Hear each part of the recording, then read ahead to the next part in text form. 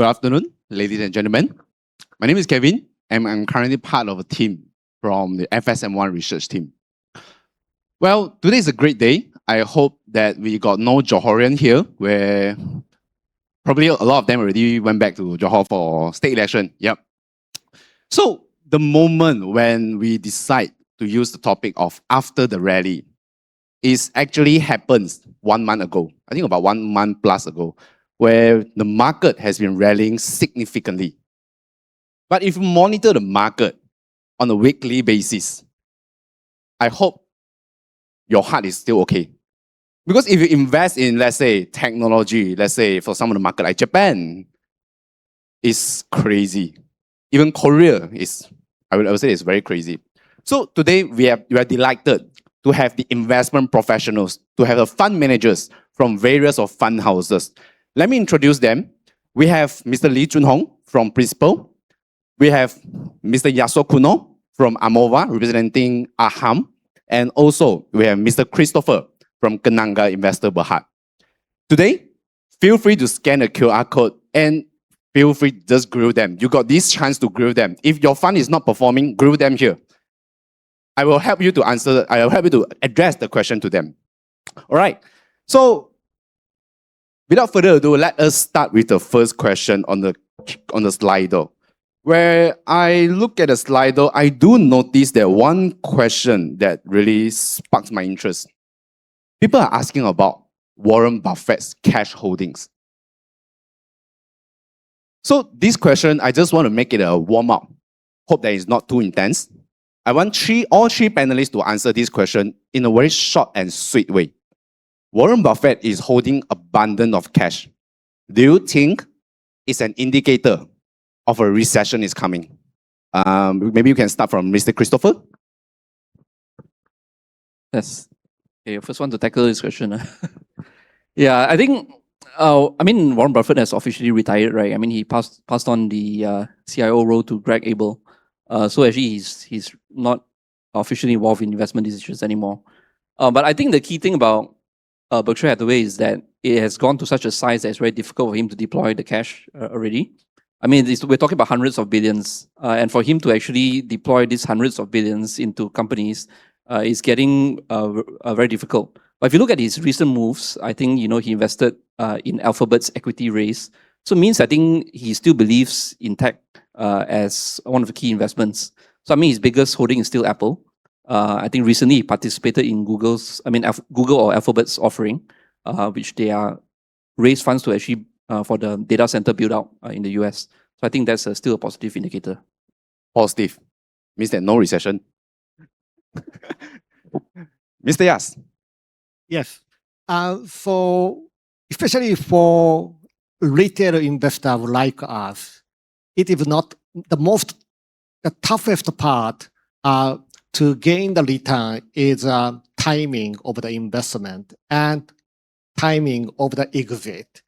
And Warren Buffett is completely institutional for the investors, but like us, it is not easy to take the right time to invest and right time to exit. So with that, the characteristic of our risk and return management, I would say longer term investment horizon is always important to gain the solid performance from the investment. So with that sense, cash holding, you probably would feel better, safe, but for us, longer term investment horizon, we needed to be patient and stay in the market.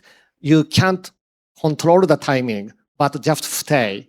And the best thing we can do is select the right market and you extend the time horizon. So cash position increase or decrease, that's more about the professional investor, but for the retail with limited access to the market movement daily basis, I think the long-term investment with limited cash holding, so that is always the best to gain the solid performance I would usually recommend. In short, if you want to win, if you want to profit in the market, stay invested.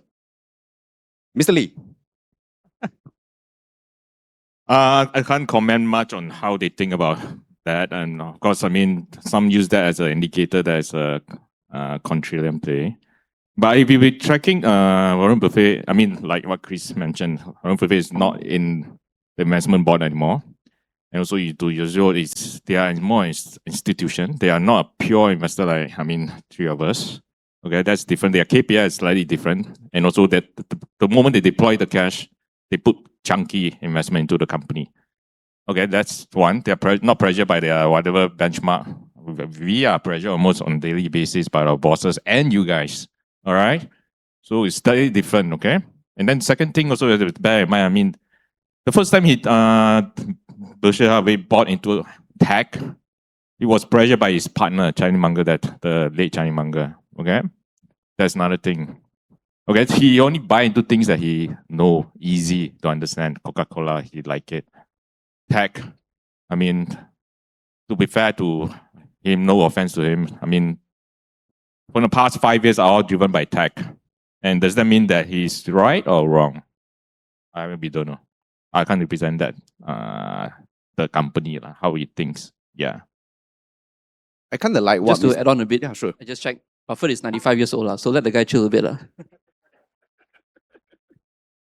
Well, I kind of like what Mr. Lee has commented.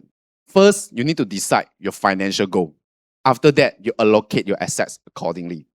So I think that's pretty much wrap up for the warm-up to start our session. Well, the next question, I do see that there are multiple questions that are asking about Japan. So I would like Mr. Yas to answer some of these questions. Well, the first question, straightforward. For exposure in Japan, is active fund or ETF is better? Okay. Yes, certainly active management funds. If you look closely at the active fund versus index, more than half, approximately 60 to 70% of active fund outperform the TOPIX index. And especially why that is important is Japan, large cap company, only around 100 stocks. But if you look at TOPIX as a whole, it is around 1,700. But if you look across the market, it is around 4,000 stocks. For our portfolio manager's perspective, it is always better to look for the various types of opportunity across the market. If you want to invest in Nikkei 225, for example, only 225 company you are investing, TOPIX 1,700, but you invest in the active fund manager, find the best opportunity from among the 4,000 stocks. For Japan equity market is very deep and profound. So that is the reason why more fund manager outperform the TOPIX index. Yeah, to resonate with what Mr. Yas has mentioned, I think sometimes data does speak. Just look at the active fund performance versus the index. I think it's pretty much tell you about in certain markets, invest in active fund is still the viable option for you. Well, Mr. Yas, I do have a follow-up question. We have some of the audience are quite concerned about the Japanese yen and also the Japanese yield. Do you think that both factors could impact the decision of investing in Japan moving onwards? Yes. For yen, sometimes they become suddenly volatile, and then equity investor is concerned. So that is what we see at many times in the long history of Japan equity market. And if we look at what happened after that, equity market suddenly dropped because of the JPY appreciation, and then after that it sharply recovered. So yen usually cause the volatility in the Japan equity market, but from the longer term perspective, only the 1 month perspective or a 3 month perspective, it could sharply recover. So similarly, what I answered to the earlier question, for stay in the market, stay invested, you can't take the right exact day to enter and exit because of the JPY volatility. And the JPY outlook, from the longer term perspective, JPY is still expected to appreciate because Bank of Japan will increase the policy rate, and it narrows the rate differential between the US and Japan. However, what's happening today is USD JPY is rising, so that if the JPY is depreciating, but it is not driven by JPY weakness, but most largely it is driven by USD strength. So in that environment, the fundamental impact is relatively moderate. So we may see that this high level of the USD JPY for a while, but it will not have the significant impact on the fundamentals. And yield, Japan JGB yield, that has been rising. Mostly it is explained by improving inflation outlook. Only small part is now driven by some concern on the government budget, because Takaichi is now discussing the huge budget to revitalize the Japan economy, and some fixed income investor they are carefully monitoring. But overall, Japan rates is now well driven, supported by inflation expectation, but it's a very healthy rate hike. In short, you are expecting JPY to appreciate, right? Okay, for us, I think apart from investment implications, if you want to visit Japan, maybe today is a day for you to exchange for some Japanese yen. Okay, well, after finish answering about Japan questions, let's move about another hot topics, AI and CAPEX. So I want to ask, maybe we can start from Mr. Christopher. Where if you still recall, 2 years ago, people are rewarding. If the companies pump up their CAPEX, then you can see the share price has reacted positively. But for the past few weeks, we do see a difference where, let's say, Meta, after they announced the latest CAPEX, the latest lease planning for the data center, you can see the market is quite choppy after that. So first thing, what's the reason? What's the relationship between the CAPEX and also the market performance moving onwards? And secondly, a straightforward question. Do you think that the market is stable by? Test. Okay. A lot of tough questions. Yeah, so I think just to explain a bit more, in what we saw in the last 2 years is that when the hyperscalers, basically, or these big US companies, when they announce the increase in capital spending, typically their share price go up. But I think in the last 4 to 6 months, there's been a bit of a pause where companies, when they announce big spending, their share price tend to decline a little bit. So I think the question is that the capital spending has gone to such a size where the market is questioning whether the returns can be adequate. Because last time, actually these companies were still spending only a portion of their free cash flow. But now their capital spending has reached almost 100% of their free cash flow. So let's say Google generates 100 billion a year in free cash flow. Now they're spending more than 100 billion in terms of capital spending. So the market is questioning that, hey, you're spending more than your free cash flow, means you're either going to borrow more money or you're going to raise equity, which they did raise equity actually. So the question is, are the returns good enough to justify this kind of spending? That's the billion-dollar question, or trillion-dollar question actually. So I think from what we see is that for now, the data seems to indicate that the answer is still yes. And why is it yes? Because we look at the rates at which the recent rental or rental of this AI compute that has been done by companies like SpaceX, companies that actually specialize in the rental of this compute, like CoreWeave or Nebius, is that the ROI on this is still very high. I think, I can't remember the exact numbers, but I think for SpaceX, the amount they spend on building the data center, they achieve a manifold return by renting it out. So we still see that the rate of return on actually renting out this CapEx is still very strong. And the rate of growth in AI itself, which will ultimately determine whether this is profitable or not, is still very strong. So if you look at Anthropic, Claude, right? I mean the LLM that you are familiar with. If you look at where they are what we call the ARR, the annual recurring revenue, they have reached almost 30 billion in terms of ARR. And that was only from less than 10 billion last year. So they're still showing a very tremendous growth in their revenue. So Anthropic, some people say that they can even reach 100 billion ARR by end of this year. And I think if you look at the forecast, it's not unreasonable.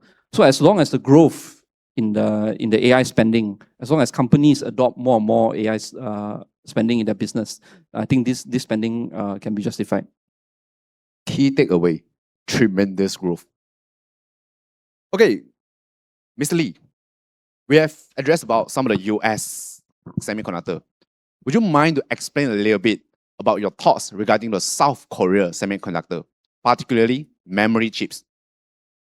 Is it a good buy for now? Now, until? Today. Let's say I got money. Should I invest in it? For next 6 months or next 1 month? Maybe you can ask the crowd. Anyone, if next 6 months, can you give me a round of applause, please? How about next 1 month? Or you can do both lah. Next 1 month.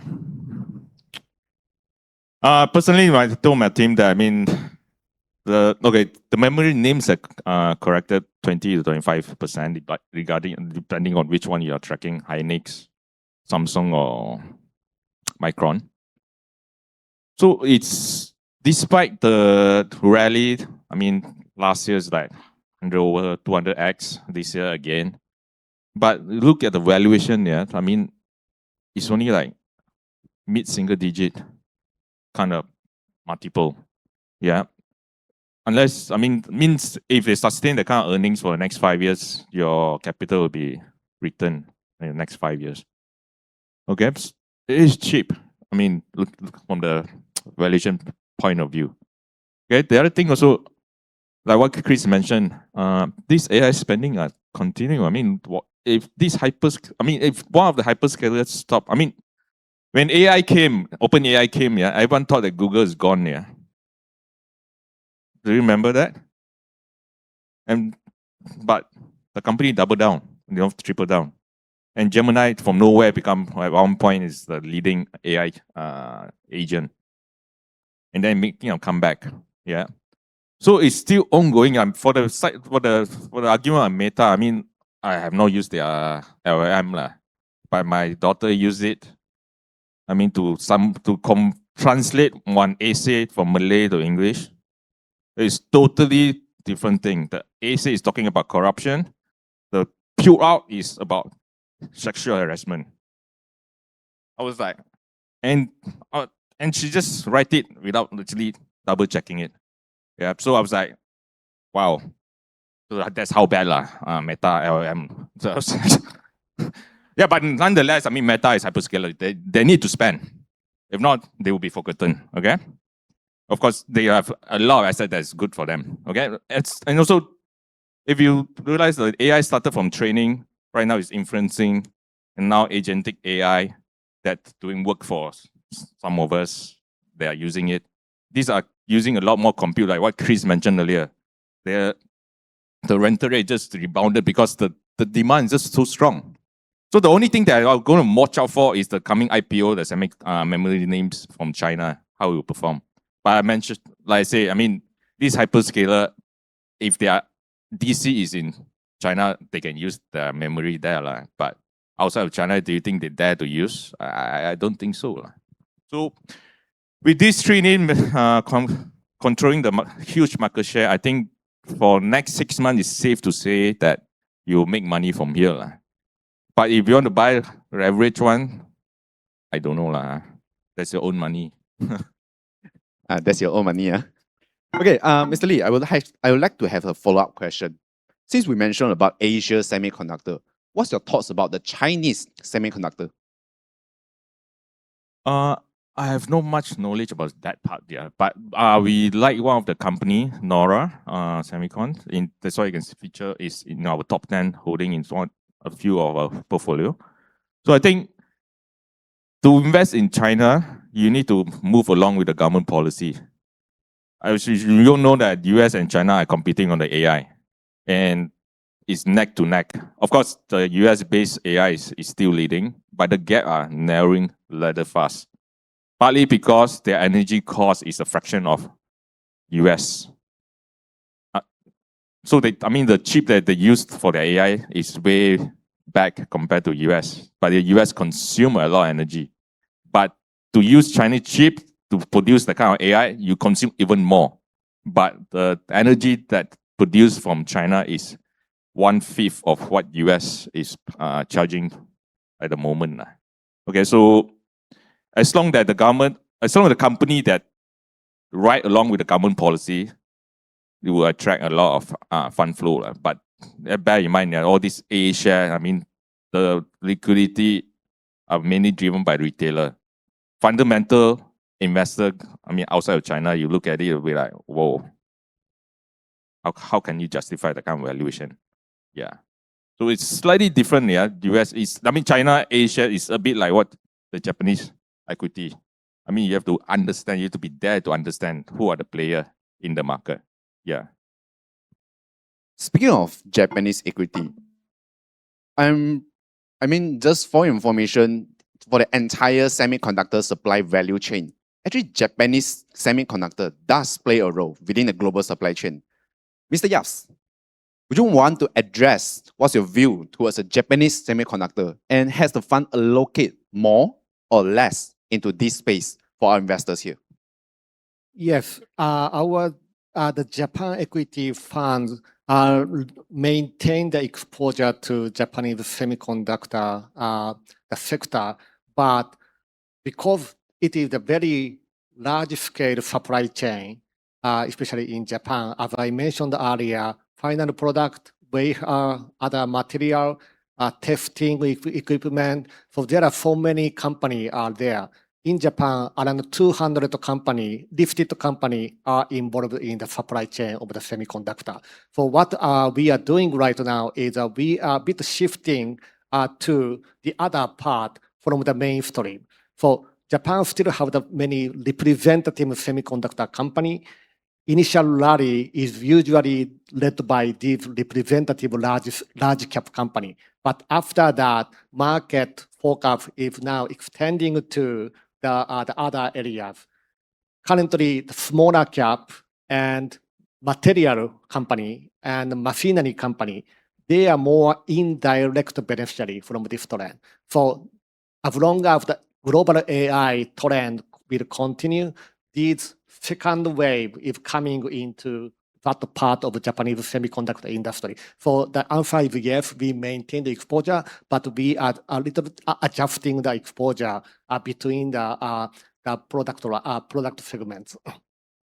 All right. So after some of the global questions, let's take a step back, move to Malaysia landscape.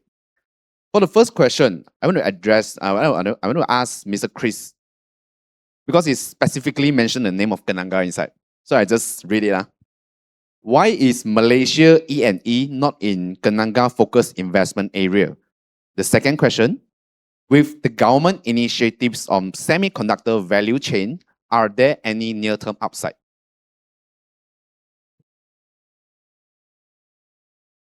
Test. Yeah, so I think for the first question, I find that odd because I think I mentioned that tech is one of our key investment areas, even in Malaysia. And E&E, E&E means tech, so it's the same thing, right? So yeah, I think it's one of our key fund focus area, and you see that even in our sector allocation for the funds, you look at the classification industrials and tech, which is actually both comprise the E&E sector. I think you will find it higher than average, which means we are still maintaining an overweight allocation in that. So the second one, I think, is the government policy, right? How would it affect? So I think the government policy is of course, it's positive at the margin, but actually the investments are more driven by the FDI side. So you see, I think a lot of the key US companies, maybe you might not be familiar, but these are really giants in the semiconductor side, like Applied Materials, Lam Research.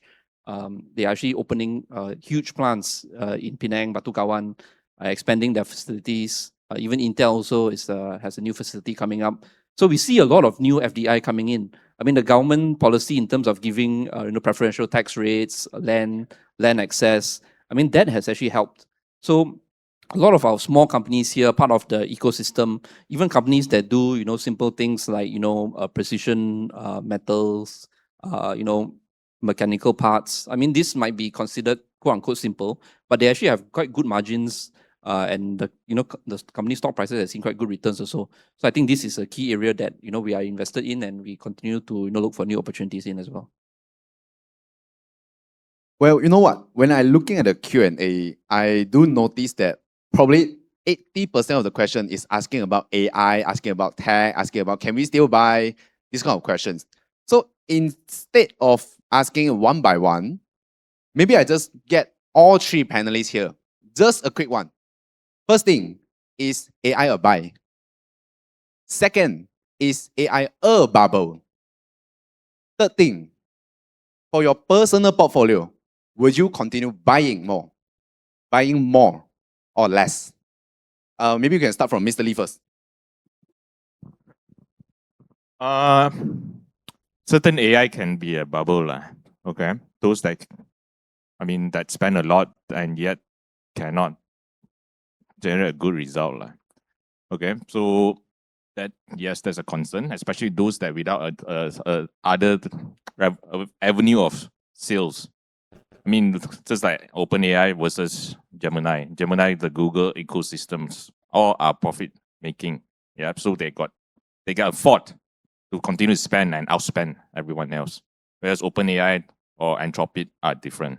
Okay, so that's one thing to differentiate this company, and eventually it will be like in the past, everyone will come in, spend. The tech boom, and then eventually it will be just one or two search engine compared to, now everyone, you try all the different AI chat, eventually be only a strongest one will stay, and that can generate a good result will stay.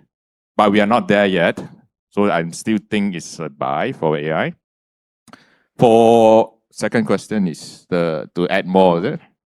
Basically, is AI a bubble? Okay. I don't think AI is bubble. I say it's a long-term structural investment, but we are more selective now compared to last year or the year before. Okay.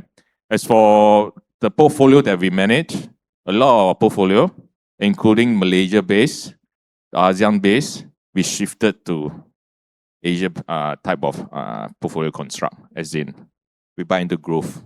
Yeah, not just tech. Okay. Like I said, utility used to be boring. Certain part of utility become hot again. Like 2 years ago, we asked one of the largest cable company. They just say it's a boring company. I have not grown for the last 10 years. Come to OpenAI, boom. They need to spend a lot of capex right now, 20-30% in the next 2 years. This cable company is not tech, but because of AI, they're benefiting from that side effect. Okay. So we are tilted towards how we play around AI and how the next moving parts that will benefit from all these deficit that we are facing at the moment. So yes, we are shifting that, and incrementally, whatever new money is coming into the principal are being constructed that way as well, buy into growth, tech, not just tech, every other industry that was presented by Chris earlier and for Malaysia base. That's, yeah, we are adding on to your last question. Yeah. Mr. Yas. Yes. So looking at the AI ecosystem as a whole, it is huge. For as Lee mentioned, for it's not only about the AI model, but the semiconductor and physical AI coming later after, and power generation, etc., etc. So it is not easy to say it is a bubble or not. Compared to dot-com bubble around 2000, share price super rise, but earnings didn't materialize. So that's a very clear bubble sign. But this time, many semiconductor companies, they are making the profit. They are growing. And for share price also rising, but fundamental also supporting. And how much is always the question? But now what we can do is, again, we can extend our investment focus to the other part within the ecosystem. So as I mentioned earlier, for Japan equity, that also offer the various types of the exposure opportunity. Not only the top semicon company, but also the many other parts, physical AI, many machinery company also involved in the physical AI. The power generation that also involved many manufacturers too. So to answer the last question, personal portfolio, yes, I maintain my exposure to AI, but my exposure to AI is a bit diverse. Not only the top-end semicon company, AI company, but also physical AI, some material the fund or ETF. That's what I'm doing right now. Maintain exposure, diversified. Mr. Chris. Yeah, so I think I'll give you a different way to answer it, and then maybe you can infer the answer from there. So I'll give you the bullish view, I'll give you the bearish view, and maybe a different way to think about it. So the bullish view is that I think this is a truly transformational technology, truly revolutionary, almost on par with the discovery of electricity. You know, some people say it's like the smartphone, like the PC, where we saw tremendous years of growth. But if you think about it, the PC and the smartphone is a penetration story. Once everybody has one PC, one smartphone, do you really need 2 or 3? You don't, right? But for AI, you know, there is an increasing penetration. Everybody can use AI, and you can use AI more and more. So maybe one day you ask 2 or 3 questions, next day you ask 5, next day you ask 10. And even now you can actually use agents. So you can actually use an agent to work on a project, you know, while you're here, while you're sleeping. The agent does work for you, and the agent consumes more and more compute, more and more resources. So that's the bullish case for AI. You use AI for more and more things in your work, in your leisure, as your personal assistant, as your personal agent. The use cases are tremendous. I mean, even now, Anthropic has proposed a partnership with biotech companies to use AI for medical research. So we see AI more and more things, more and more industries. So this is a bullish case for AI, which means that this is a multi-year structural theme. Of course, there is a bearish case, not to be, you know, all super optimistic. And the bearish case is that the pace of improvement for AI will get harder from here on.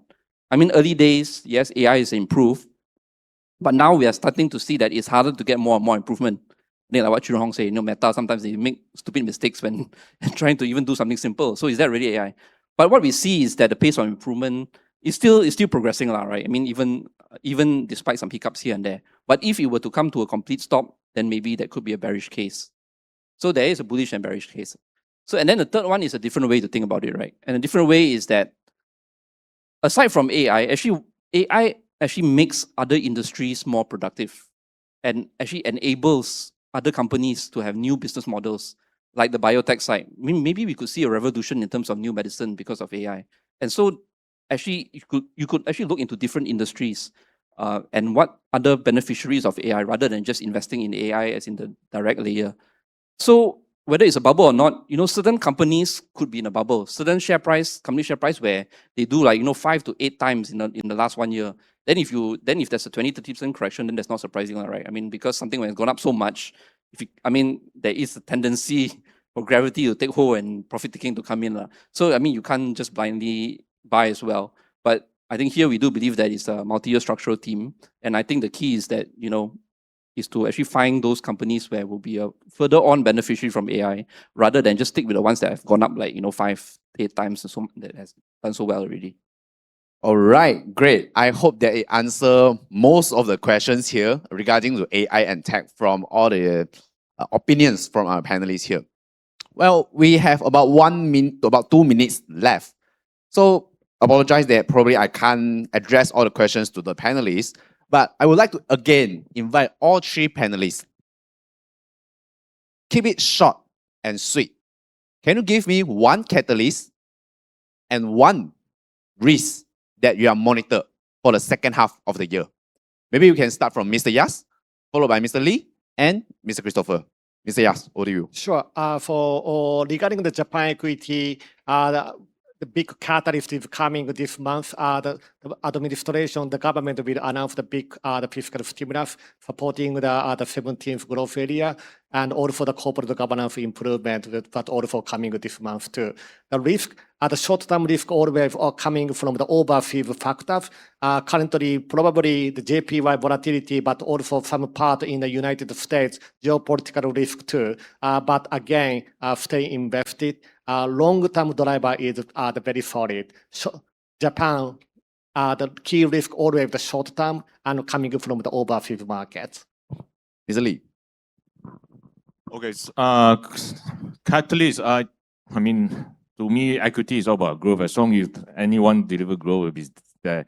Just to share. I mean, this time the tech boom, like what Chris said, is different compared to 2000 boom. Yeah, this time AI boom, it broadened up to everything, every other sector as well.